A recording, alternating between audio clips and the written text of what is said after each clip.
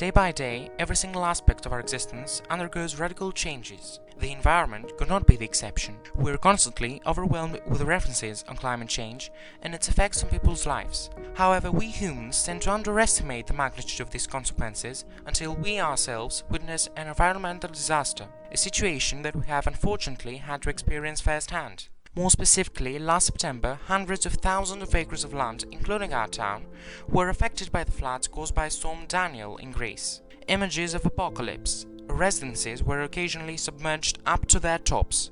17 people lost their lives. Thousands of animals drowned. People trapped for days. Fear, despair, uncertainty. A war without weapons. The aftermath is correspondingly tragic. Thousands of people displaced, mourning the toils of a lifetime. Ghost villages once full of life. But let's stop with the past. By 2050, rainfall in Europe is expected to increase by 18%. Therefore, we have no other option but to adapt to the new reality and take advantage of seemingly unfavorable weather conditions.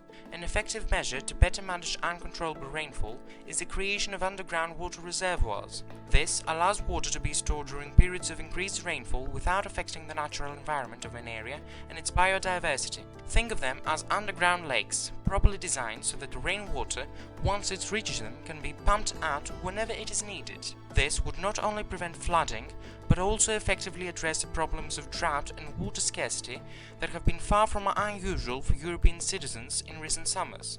At the same time, the support that this would provide for agricultural activities should not be underestimated, bearing in mind that planned water management would create greater flexibility, which would reduce the risk of a lost crop.